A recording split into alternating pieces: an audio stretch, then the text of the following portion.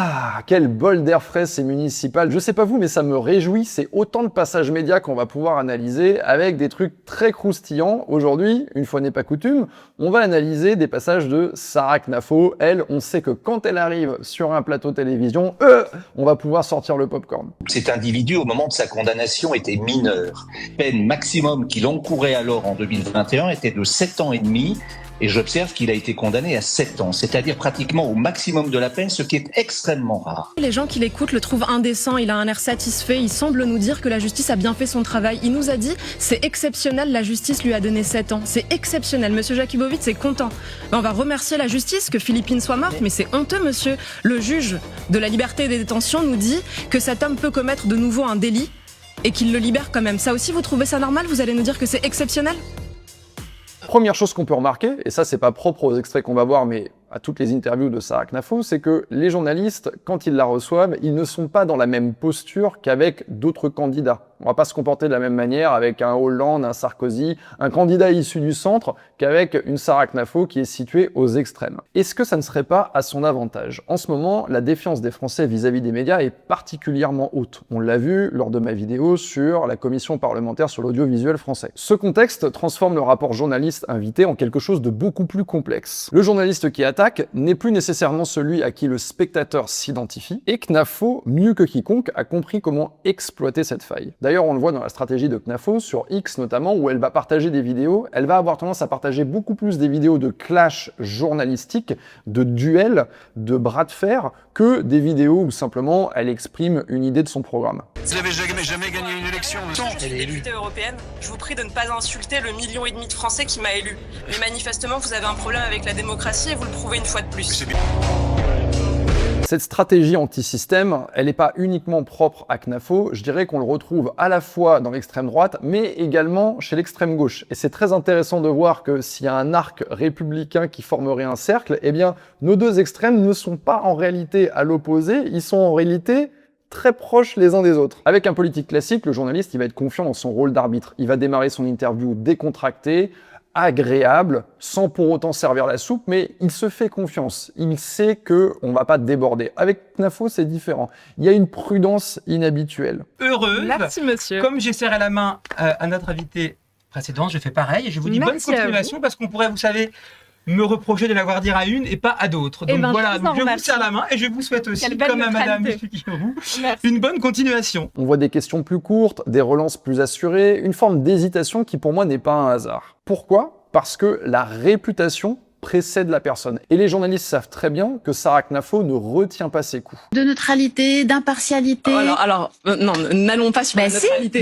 et l'impartialité parce que sur ce sujet, pour le coup, le service public n'a aucune leçon à donner. J'ai lu plusieurs décisions de l'Arcom qui vous rappelaient à l'ordre. Et là, ça n'était pas CNews qui le faisait, c'était l'Arcom qui le faisait. Il y a eu des rattrapages, parfois même les rattrapages étaient manqués. Exemple, les fameux sondages où vous trafiquez les échelles. Vous sortez un deuxième sondage, le deuxième est trafiqué aussi. Au bout d'un moment, on se dit, il y a quand même un problème. Alors soit personne ne sait faire des échelles, vous n'avez pas de logiciel ici. Ce que ça va donner concrètement, c'est que certains journalistes vont immédiatement partir en surattaque pour compenser leur nervosité, mais aussi pour prévoir le retour de bâton. D'autres journalistes, eux, vont adopter une posture plus éloignée, défensive, presque administrative. Dans les deux cas, la dynamique de l'interview, dans laquelle le journaliste a totalement contrôle, est déjà fragilisée et déformée. On a tendance à l'oublier parce qu'on se focalise sur le candidat et ce qu'il va dire, mais il faut pas oublier que le journaliste, lui, il est dans une position qui est également exposée, stressante, et qui a un travail derrière, et ça n'est pas la même chose quand on reçoit un personnage comme Sarah Knafo. Je peux vous dire que derrière, toute la régie doit être sur les dents. On va regarder maintenant 4 extraits que j'ai sélectionnés pour vous, dans lesquels il y a une confrontation entre Knafo et le journaliste, et on va chercher à comprendre exactement comment Sarah Knafo s'en sort. On a les chiffres et on a une hausse des interpellations, une hausse des éloignements en 2025. Donc ça marche pas si mal que ça. Vous connaissez le taux d'exécution des OQTF en France? 5. Il est extrêmement faible, mais ça progresse Vous quand le même. connaissez? C'est moins de 10%. Voilà, moins mais de 10%. ça progresse. Une politique publique qui a 90% d'échecs, on va s'en satisfaire sur ce plateau? On est content? En tout cas, ça progresse. Est-ce qu'on est content de 90% d'échecs? On peut pas être satisfait, vous êtes d'accord? On paye des impôts et on a une politique publique qui a 90% d'échecs. Dans n'importe quelle entreprise privée, un patron qui a 90% d'échecs, il s'en va, vous êtes d'accord? Nous, on trouve ça normal. c'est naturel d'avoir moins de 10% d'exécution des OQTF.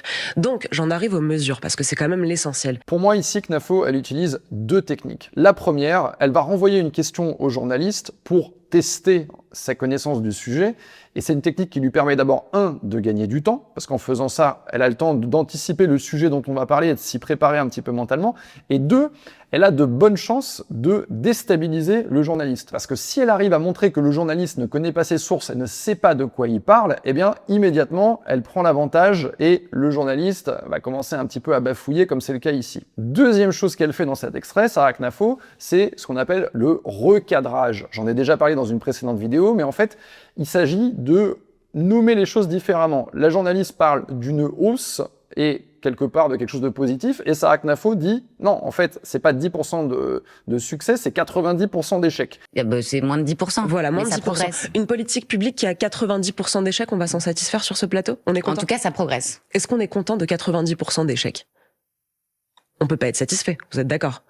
Bon, je dirais qu'ici, c'est pas une PLS totale parce que l'estimation de la journaliste sur le taux d'exécution des OQTF était pas très loin de la réalité. Mais ça a quand même le bénéfice de lui faire dire les chiffres à voix haute. Du coup, on sait de quoi on parle. On n'est plus sur une sensation, on n'est plus sur « ah, on est sur une augmentation, on est sur une baisse ». On parle de la même chose, on parle des mêmes chiffres, mais on va avoir deux points de vue différents. La journaliste a l'air de dire que ça progresse, mais Sarah Knafo voit ça comme un échec total. C'est un petit peu comme si je vous montrais cet objet, et cette petite soucoupe de tasse de café.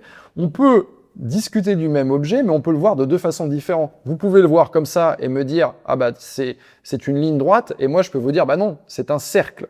Donc on a ici ces deux points de vue qui s'affrontent, et Sarah Knafo n'a pas de grande difficulté à démontrer que c'est un échec, puisque effectivement 90%, c'est un chiffre dont on ne se satisferait pas. Imaginez demain, vous ouvrez une société, vous vendez, je sais pas, vous vendez des soucoupes de tasses de café et vous avez une satisfaction client de 10% seulement. C'est-à-dire que 90% des clients vous chient dessus, vous mettent des 1 étoile sur Google, vont vous démonter sur Trustpilot.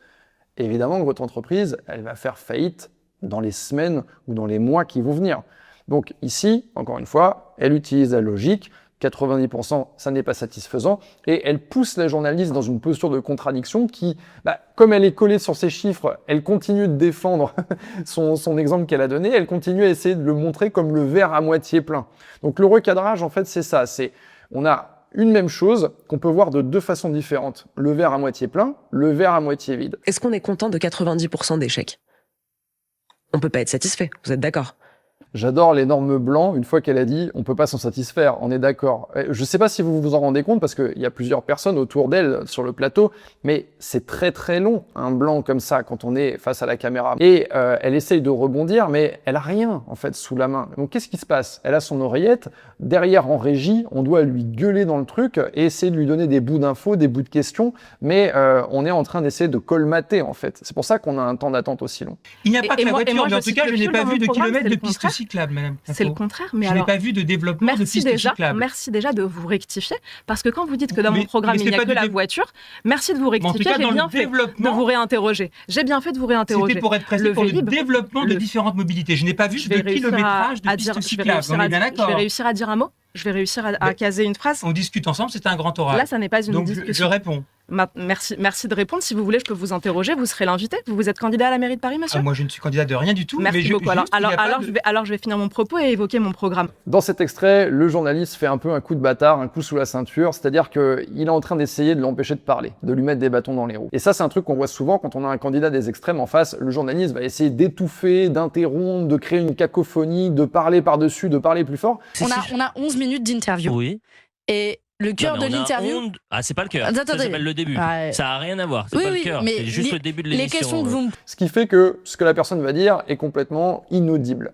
Et ça permet de brouiller. En fait, le candidat, la candidate ici, Knafo en l'occurrence, n'a pas l'opportunité de dérouler son programme, de dérouler ses arguments, ses idées, et n'a donc pas l'opportunité de convaincre. Donc là, on est dans une première tactique d'empêchement. Ensuite, Knafo, ce qu'elle fait, c'est qu'elle nomme cette tactique. Je vais réussir à dire un mot? Je vais réussir à caser une phrase. En lui rappelant en fait qu'il est sorti de son rôle de journaliste. On est dans une interview, on n'est pas dans un débat avec un contradicteur où on va mettre par exemple, je sais pas, un Zemmour en face d'un Mélenchon. Non, c'est un journaliste, il est là pour l'interviewer, il n'est pas là pour la contredire et essayer de l'empêcher de parler. Dans ce genre de situation, il y a bien des personnes qui vont perdre leur calme. On se rappelle tous du « taisez-vous » d'anthologie de Finky. Eh bien, ce discours... Non, laissez-vous. Non. À la place, elle va littéralement sniper le journaliste en l'obligeant à dire qu'il est candidat. Donc, tu n'es candidat de rien. Ok, donc maintenant, tu me laisses parler. Voilà, c'est un plutôt bon tour de force, il faut lui accorder ça. Vous êtes candidat à la mairie de Paris, monsieur ? Moi, je ne suis candidat de rien du tout. Merci beaucoup. Alors, je vais finir mon propos et évoquer mon programme. L'avantage de cette technique, c'est que ce sera valable pour toute la suite de l'interview. Maintenant que le journaliste a été démonté sur ce point-là, il ne pourra plus reprendre cette posture et lui refaire le même tour. Ce qu'on retient ici dans cet extrait, c'est que la tactique la plus efficace quand quelqu'un sort de son rôle pour vous attaquer, ça n'est pas de rentrer dans un discours où on va contre-argumenter contre cette personne, mais simplement de lui rappeler son rôle. Ce projet de scène, est-ce que vous y croyez réellement ou est-ce que c'est pas plus pour faire parler ? Les quais sont classés. C'est dans le périmètre UNESCO. Vous coupez dans le cadre de ce projet l'accès au fleuve des Parisiens, en tout cas sur cette section. Est-ce qu'il est vraiment dans l'air du temps, ce projet ? Alors, est-ce que vous avez déjà lu la convention de l'UNESCO que vous citez ? Non, pas spécialement, mais en tout cas, je sais que Dresde en Allemagne a perdu son périmètre UNESCO, son label UNESCO, parce qu'elle a fait construire un pont. Est-ce que vous savez de quand date le classement UNESCO ? Non, je ne sais pas, mais je ne suis pas allé vérifier. D'accord, ça date de 1991, à une époque où les voitures roulaient.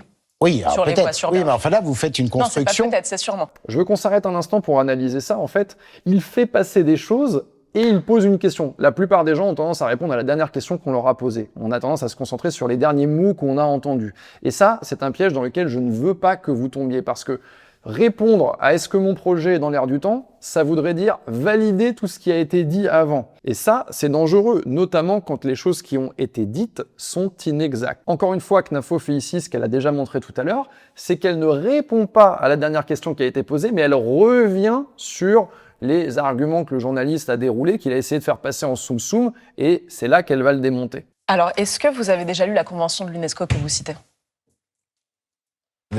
Non, pas spécialement. Mais... Est-ce que vous savez de quand date le classement UNESCO ? Non. Avec ces deux questions, elle amène le journaliste à avouer sa propre faiblesse. Et ça, je pense que c'est le véritable tour de force, parce que chercher à prouver qu'il n'a pas vraiment fait son travail, c'est une chose, mais que ce soit lui-même qui dise qu'il n'a pas fait ses devoirs, ça, c'est exceptionnel. Donc là, on a un véritable chaos technique. Encore une fois, j'entends des gens dire n'importe quoi, dire que ce projet pourrait coûter des milliards d'euros. Je sais pas si vous savez. On a demandé à l'IA très rapidement, vu que vous utilisez l'IA, ils estiment votre projet entre 150 et 300 millions d'euros, et 300 millions, c'est le coût qui est estimé, par exemple, par votre concurrent Thierry Mariani, pour 2 kilomètres de projet. C'est très intéressant. Je ne sais pas si vous savez combien a coûté le viaduc de Millau. Des milliards d'euros, pour le coup. Et non, 350 millions d'euros. Et moi, je ne construis pas... 350 millions d'euros. Et oui. Et voilà, elle recommence la technique de l'interrogatoire à l'envers, où elle va questionner le journaliste sur son travail. Donc là, ici, le journaliste va utiliser les sources des concurrents de CNAFO. Donc c'est pas très neutre, c'est pas très objectif, parce que évidemment que les concurrents de CNAFO vont chercher à la démonter. Donc ils vont tenter d'amplifier le budget de ce fameux, comment on appelle ça, ce pont, là, pas ce pont par-dessus les quais de Seine. Et en plus de ça, il va donner des chiffres un petit peu inventés, où ils ont utilisé l'intelligence artificielle, etc., etc. Donc là, ici, c'est très facile pour CNAFO d'employer la même technique, parce qu'elle connaît ses chiffres, elle a fait son travail, elle sait combien les architectes ont estimé le projet, donc là, elle lui remet dans le nez. Et moi, je ne construis pas le viaduc de Millau sur la Seine. Je construis le principe d'une terrasse 9 mètres de portée, c'est-à-dire très léger.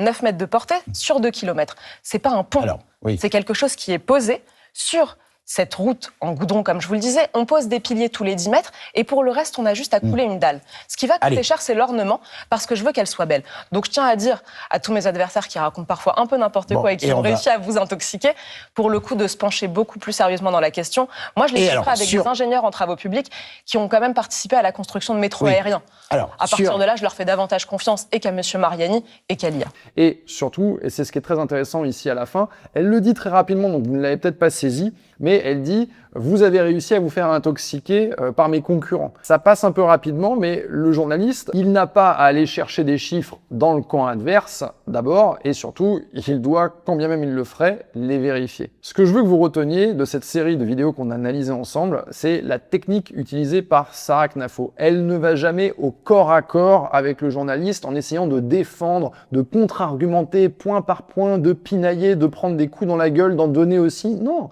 En fait, elle va bloquer avant même que le combat démarre en essayant de démonter la position du journaliste. Et ça me rappelle une scène de film que vous avez tous vue.